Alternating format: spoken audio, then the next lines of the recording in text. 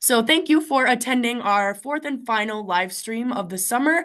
This presentation will be over the employment opportunities that you will have as an international student and as well as some information on financial support. So again, welcome. Hopefully at this point you guys have already arrived in Houghton or you're making your plans to arrive to campus. We look forward to meeting with you and we're excited to have everyone on campus for the start of the year. So again, my name is Jamie Surdich. I am the International Student and Scholar Advisor in the IPS office, and I'm also joined here by Michelle, if you want to introduce yourself. Sure. Good morning, everybody. My name is Michelle Borisov. I'm the manager of International Student and Scholar Services here in IPS. My primary specialty, I guess you would say, would be curricular practical training and optional practical training when you're getting ready to finish your academics. Awesome. So moving into first on-campus employment eligibility. So if you are a student that has an F1 or a J1 visa and you are enrolled full-time, which as a graduate student, that would be 9 credits, and as an undergraduate student, that would be Hi, can you 12. guys mute yourself if you're not muted, please? I know I try to Thank mute you. as we go. So that would be 9 credits as a graduate student and 12 credits as an undergraduate student.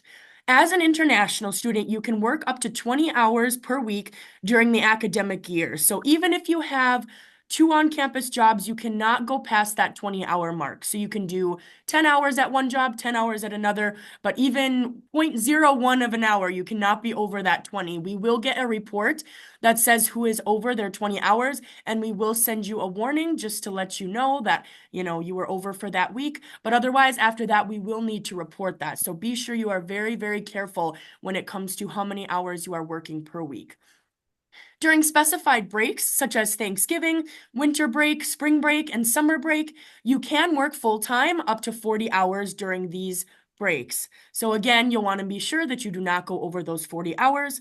And this also applies to supported students as well. If you are supported by your department, your supervisor probably has provided funding for you, whether that was tuition or tuition and a stipend, and you still have to follow the 20-hour maximum and 40-hour maximum for the breaks. So first, in order to get an on-campus job, the first thing that you will need to do is obviously apply for the job and accept a job if you do get an offer. Once you do this, you will need to request an employment verification form from your supervisor in the department that is hiring you because you will need this for your Social Security appointment. Your hiring department, whoever is in charge, whether that's a coordinator, an administrative assistant, they will give you some forms that you will need to submit and fill out for payroll department, so that way you can get paid once you start your employment. Again, you will then need to apply for a Social Security number if you do have an on-campus job. And once you receive your Social Security number, you need to be sure that you contact payroll so that way they can link your Social Security number to your account. There have been issues in the past where a student gets a Social Security number and it's inaccurate or it's just all zeros. So if you do see this, be sure that you reach out to Human Resources as soon as possible to get this issue fixed. Because like I said, this is very important to you, especially when tax season comes around. This is your employment identifying number, so you need to be sure that this is accurate at all times. Can I chime in on that real Of quick? course. Make sure you don't forget to give the employer a copy of that Social Security card. Last year during our tax workshop, we had a lot of students who basically really never did that. And so they weren't able to file their taxes properly and they had to wait. So it's imperative that once you get that number, you follow up with your employer, giving them that Social Security number. Right. Yeah. So a few other important things to note. If you are a new student, there is an activation timeline. So we start activating your SEVIS records the second week of classes. And so an unfortunate thing is that there is about a 2-week delay between our department activating your record and your record showing as active in the Social Security office. So just be sure that you don't make a Social Security appointment until the 4th week of classes. So maybe the middle towards the end of September for this fall semester. If you are a supported student, you obviously already have an on-campus job, so you can start requesting the paperwork for your Social Security appointment. And again, the same case goes with you. We do start activating supported students' records about the end of the first week of classes or the beginning of the second week. So you will also need to wait that 2-week time frame. If you are a J1 student that is not a Fulbright student, you will need to report your employment to our department. We do have a Google form listed on our website where you'll just include some information such as which department you'll be working in, who your supervisor is, and what the type of work you will be doing is. If you are a change of level student, which obviously you guys are new right now, so this isn't something to worry about right now, but for example, if you are a master's student moving into a PhD, so let's say you graduate with your master's in the spring semester and you start your PhD in the fall, you cannot work during the summer unless you're on OPT, because technically your PhD program has not started yet until the fall. So a lot of our students do apply for OPT on their master's level and do that for a few months before their PhD starts, but you cannot work on campus unless it's OPT. So types of financial support. So if you are an undergraduate student, there will be some scholarships available to you through our financial aid office. Otherwise, if you're a graduate student, there are not many options available to you for scholarships unless there are ones specifically maybe coming from your department. So you can always reach out to your academic department and see if they have any options available for you. You can also work on campus. Obviously, that's a big part of this presentation. And obviously, once you've been here long enough, you can also go for curricular practical training. And then when you graduate, you can go on optional practical training. As I mentioned before, you may be a supported student by your academic department. And this is one of two options. You could either be funded by just your tuition, or you could also receive tuition and a stipend. So if you receive tuition and a stipend, you are considered fully supported by your department. All right, so moving into CPT. Oh, it looks like you're muted, Michelle.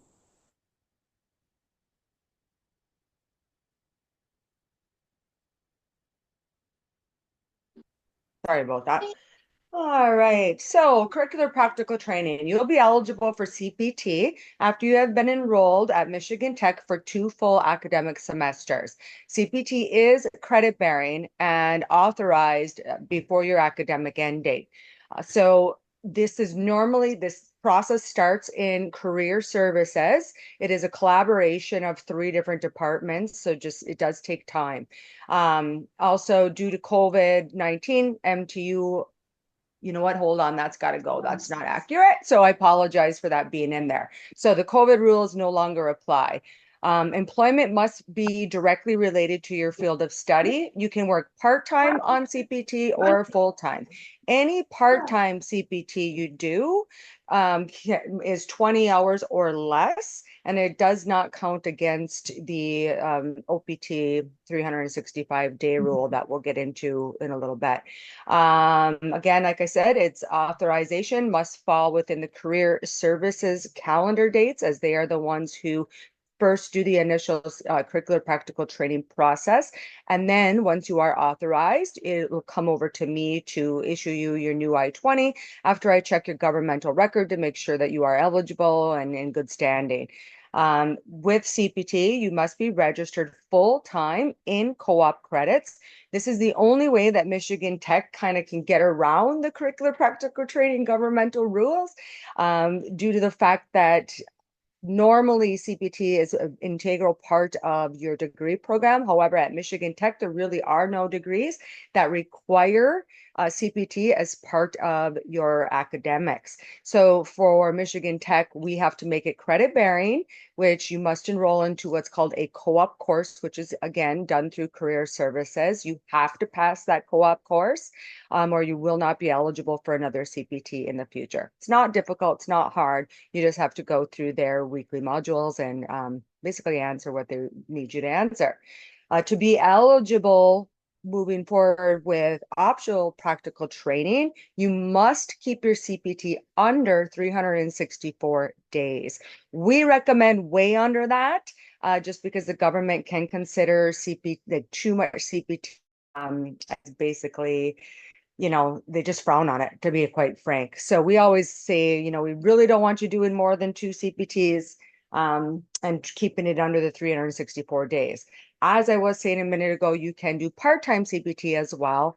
Part-time CPT does not count against those 364 days, so you can do more part-time CPT. Optional practical training, we call OPT. So OPT is a benefit given to F1 students only completing a bachelor's or graduate degree in the United States. All OPT employment must pertain to your field of study. There are two phases of the OPT. There's the initial 12-month OPT, and then if you're in a STEM field, you can receive an additional 24-month OPT STEM extension. 12-month OPT can be paid or unpaid, and you do not require a job offer at all to apply. You can apply for 12-month OPT up to 90 days before the end of your academic program. On 12-month OPT, you cannot begin working until your OPT start date has arrived, and you have also received what is called the Employment Authorization Document card. If you're in a STEM field, like I said a few minutes ago, you can apply for that STEM extension, and that too, you can apply up to 90 days before that 12-month OPT expires, but not after. When applying for your STEM OPT, you must have a paid employer. So that the 12-month OPT and the 24-month STEM extension are a little bit different in these ways. So you must have a paid employment, and the employer must be what's called E-Verified. When transitioning from 12-month OPT to the 24-month STEM OPT, you are eligible to continue working up to 180 days while that STEM OPT application is in process. All OPT processing can take 3 to 5 months for approval. So why I bring this to your attention is that when you're in your last semester here at Michigan Tech, you're going to start getting emails from me about, hey, it's time to apply for OPT. Please apply once you are within those 90 days, because it does take 3 months or longer to be approved unless you pay for premium processing, and premium processing is extremely expensive. So when you start getting those emails from me, please pay attention, because I really want you to get moving on that OPT application as soon as possible. I will send you detailed instructions, and then you can also find detailed instructions regarding when and how to apply on the IPS website. You will remain in F1 status while your OPT is pending and once your OPT is approved. Perfect. So you're probably wondering now, when we're talking about CPT and OPT, well, where do I find these employers? And the really nice thing about Michigan Tech and our career services department is that they host a career fair. And so this is one of the largest career fairs at any university in the country. And so these are just some statistics that we pulled from career services. They are the main point of contact for anything career fair related. So if you do have any questions, definitely reach out to them. However, we have some tips and tricks right here. So there are about 350 companies that attend the career fair during the fall semester. I know I've already talked to our colleagues in career services, and they said that they are completely booked and full for employers, and they have a wait list. So they're definitely at that capacity as well this year. Over half of Michigan Tech students attend the career fair in the fall. So this is 3,000 to 4,000 of our students. A majority of fall career fair employers are seeking co-ops or interns. So in this case for you would be a CPT authorization. And if you're looking at the average co-op hourly rate, that's about $21.18. But obviously, this is definitely negotiable. And if you think that your skills are what that company needs, don't be afraid to justify yourself and your skills, and try to get the best that you can. So in terms of a few tips and tricks for career fair, you want to be sure that your dress and hygiene is as best as it can be. This is a professional setting. You should be in dress clothes. Make sure that you do not wear headphones or casual attire. Make sure that you have clean clothing. If you want to, you can wait until you get to the career fair to change, just so you can be sure, if you're traveling in Houghton, Michigan, weather, you never know what it's going to be like. It might be raining. There might be puddles. Who knows, at that time of year, it could even snow. You never really know. So make sure you are dressed accordingly and professionally, because a lot of employers, if you walk up in dirty clothes, they might, disregard you before you even introduce yourself. So just be sure you're looking your best. When you get up to the employers, your first impression counts. So be sure that you state your name clearly, who you are, give them a firm handshake, and that's where you can give your quick information. So they don't expect students to stand there and talk to them for a half hour at a time. Sometimes it does happen, but this isn't the interview. So be sure that when you introduce yourself, you include basic things about yourself that's important to them, such as your major, your career goals, what if you're researching, what your research interests are, your expected graduation date. This is very important because, like I said, if a company is only looking for interns, if you're graduating this semester, that's obviously not the case for you. You will need full-time employment. So make sure that is known right off the bat. Any relevant experience, if there's any research projects you've done, volunteering, any internships, you can include that as well. It's always great to research these companies before career fair. So if there's a company that you're really passionate about, make sure you let them know. Say, hey, I've done my research on your company. I really like that you guys, blah, blah, blah. You know, you can mention what they do. So, and finally, let them know what you're seeking if you're looking for post-graduation employment or an internship or co-op. Again, a Do you want me to little do? You more. want me to go? You want me to go for you, Jamie? Well, sure, yeah. Okay, so dress and hygiene. Make sure you cover your tattoos. Obviously, brush your teeth, freshen your breath, use deodorant, clean, trim fingernails, neatly groomed hair and beard. I know it sounds kind of ridiculous for us to have to say that, but we have had, like students kind of show up, kind of looking kind of rough, and recruiters from the company have kind of mentioned, and this isn't international students, this is just all students in general. Mhm. So just to kind of, reiterate just on the dress and the hygiene. Mhm. And there are a lot of people here. Obviously, we have 350 plus employers and how many thousand students. So it gets very, very hot at career fair. Yes. So bring your deodorant as well. Freshen up in the bathroom when you have a chance. All right. And then some more career fair or interview tips.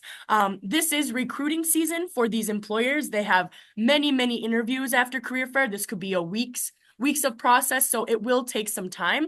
So it's important that you follow up, but not all the time. They need some time to look through their candidates, finish all their interviews. So you don't want to be super pushy to them because that will affect negatively on you. So initiate contact only when you have a specific reason to do so. For example, if they say, hey, we'll follow up with you in 5 days. If you haven't heard back 3 weeks later, then maybe give them a little nudge and say, hey, my interview was on this date. I haven't heard anything back.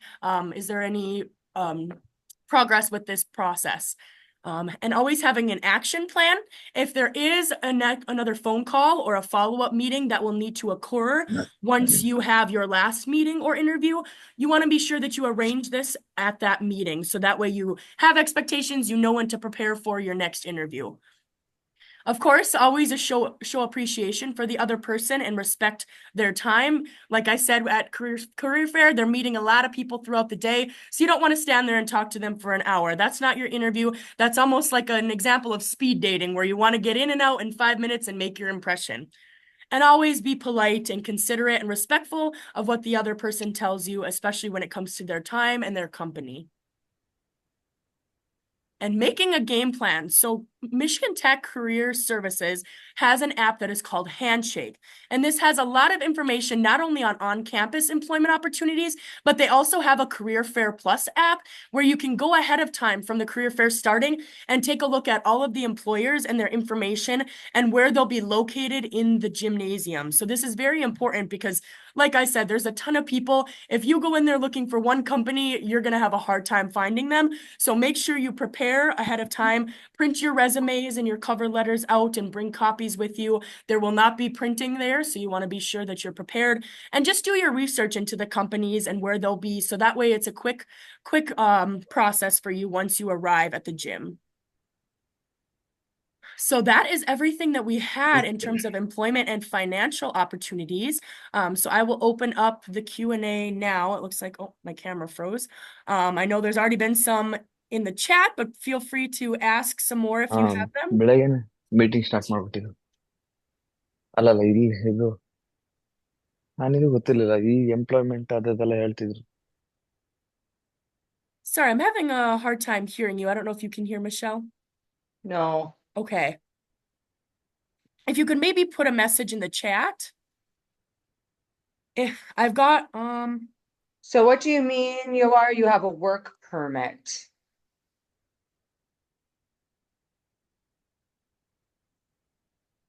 I don't think a work permit Hello. has anything to do with your F1 visa. Because right now I am living in the United States and I You are have, living in the United States? yes, On what sort of visa? uh, I am asylum. I Okay. have asylum approval. Okay, so that would Yeah, be, yeah, completely different than anything with like the exactly. F1. Yeah. Yeah. So it means I don't need any visa. You wouldn't need another work permit. No, I don't need. I don't know. I think I don't need. So with the asylum, I suggest that you work with an immigration attorney because, to be quite frank, our office only handles F and J. Okay. Yeah. Thank you. Yeah. Yeah. Any other questions? I joined a little late. Did you talk about on-campus employment? Yes, I did. As I mentioned when this started, we will be posting this video on our YouTube channel and linking it on our Facebook page. So if you wanted to take a look, that was right in the beginning, so you can rewatch that video this afternoon. And Josephine, did you have a question? Hi, ma'am. How are you? I have I a did, question. yes. Thanks, Jamie. I joined late as well, so apologies if this has already been addressed. But for supported students, most of the support comes through the fall semesters, the fall and spring semesters. And I wonder if there are any, readily available roles or jobs that people could take over the summer. But also if there are arrangements that students or teaching assistants or research assistants could have with their advisors or other members of faculty within the fall period so they can earn some income, of course, within the confines or the boundaries of their contracts. Yeah. So, I mean, in terms of on-campus employment, I know I talked briefly about Handshake. And so even though, you know, they use that for career fair, they do use it for on-campus employment as well. I will link their website on there. So any on-campus employers will post their jobs there. Otherwise, you can always go around to, you know, departments on campus. I know dining and housing hire a lot of our international students. So in terms of that, that would probably be your best resource. Yeah, and I would like to just kind of, jump on Jamie's back there. So every department at Michigan Tech is their own entity, right? So and they have their own, hiring of who they're hiring, when they're hiring, and job opportunities.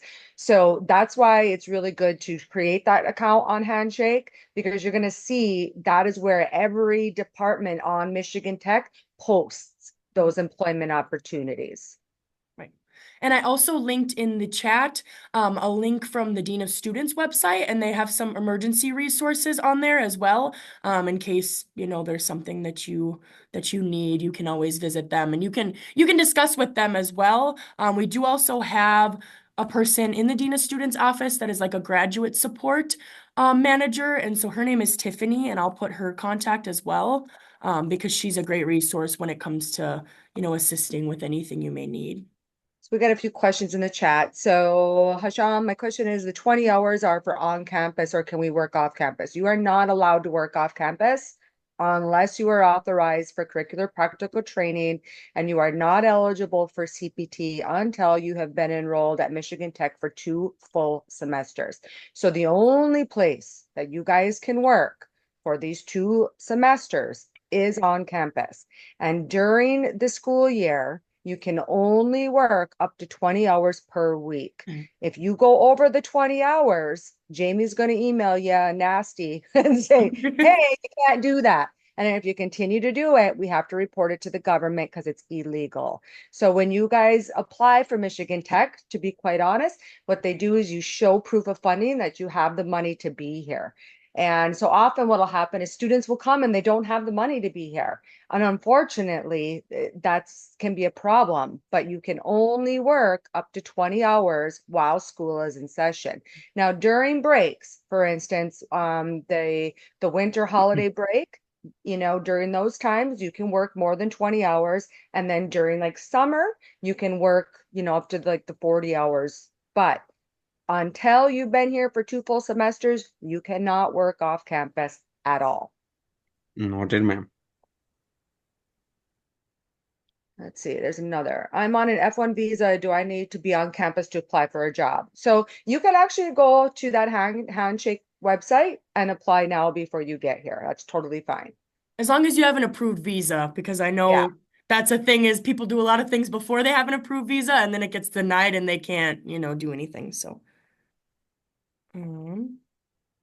so in terms of assistantships, you'll want to work with the graduate school or your academic department. Our department only handles immigration related matters. And so the graduate school will definitely be a better resource for you there. And I'll put their information in the chat as well.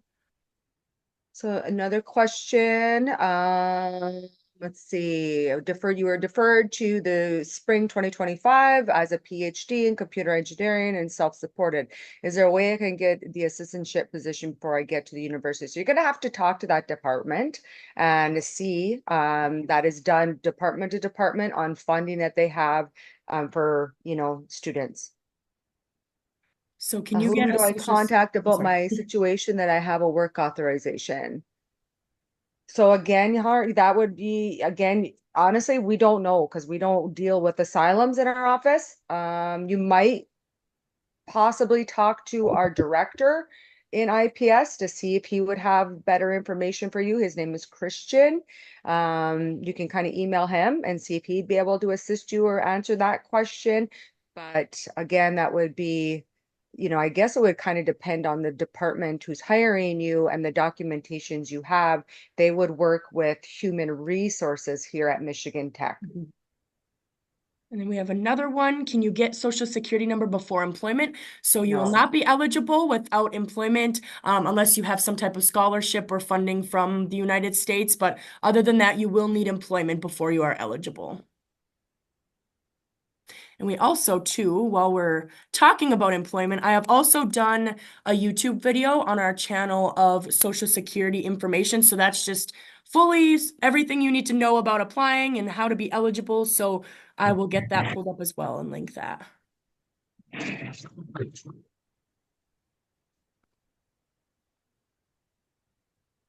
I can find it. Any other questions? Yeah, hi Cletus, she's Jeannie, gonna, and oh, sorry, thank you for hold on the one second. Cletus, she'll throw that YouTube channel in the chat for you. Go ahead, Ram. yeah, thank you for the session. We had a lot of insights through this session. Thanks for that.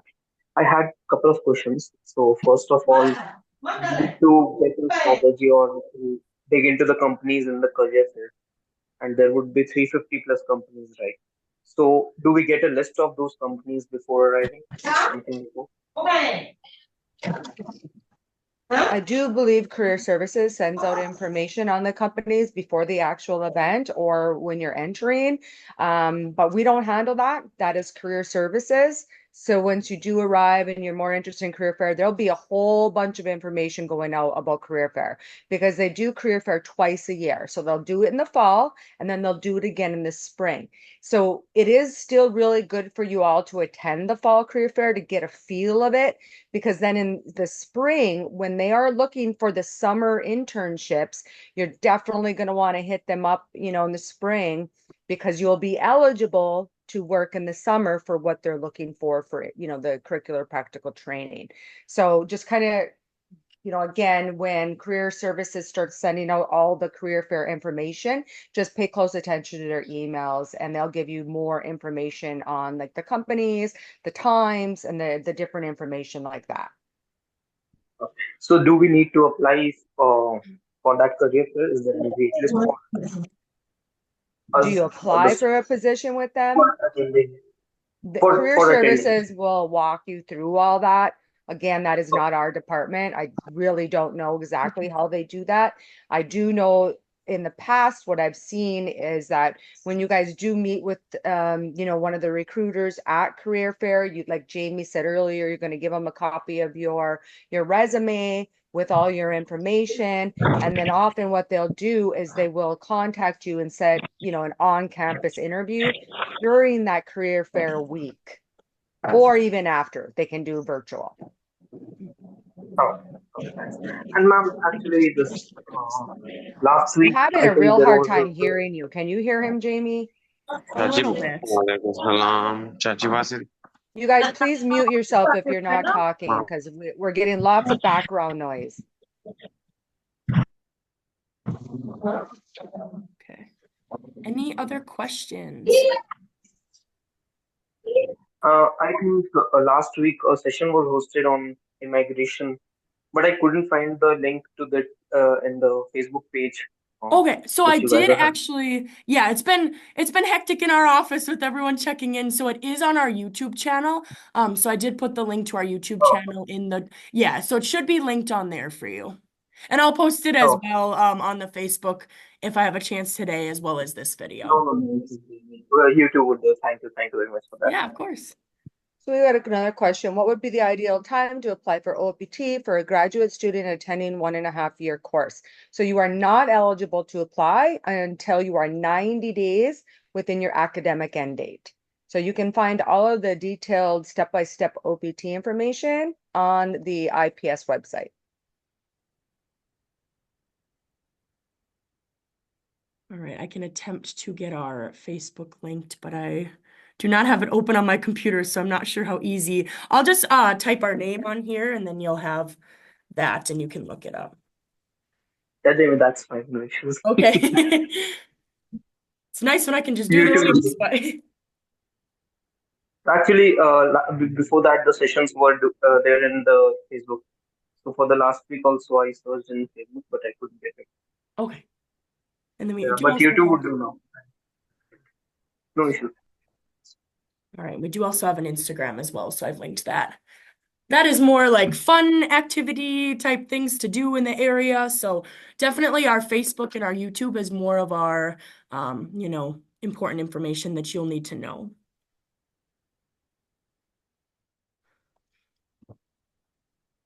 So I have a question. It says, I've received an email about providing official transcripts and proof of degree to the graduate school. I uploaded them when I applied to MTU. Do I need to ask my previous universities to send by email, or should I provide them to the graduate school? So I do believe you provide them to the graduate school at set times. So we don't handle any of that. You're going to have to kind of go on the grad school's website or contact them directly. But as far as how it used to be done, you had to bring them to them at set times. Yeah. We have another one. I deferred to spring semester. Does it mean I don't qualify for summer internships or CPTs? Correct, you do not. Not until the following spring would you be eligible. You have to be enrolled 2 full academic semesters. So no matter when you come, so if you defer till spring, the spring 2025 will be your first one, and then fall 2025 will be your second. So you would be eligible for CPT in the spring 2026. And as always, we can always reach out to our department via email of any questions, and obviously OPT, CPT, well, CPT is mostly career services, but OPT related, you can always reach out to Michelle at the email listed as well. But obviously right now, if you're incoming, you don't have to worry about OPT just yet. So just focus on getting here and starting to get your classes in order.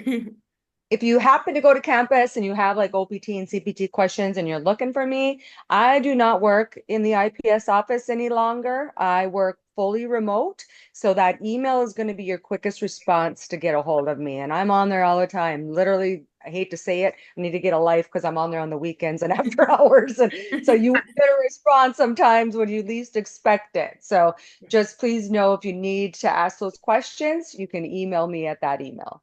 Yeah, and thank you guys for joining today. We'll end it here, and then if you have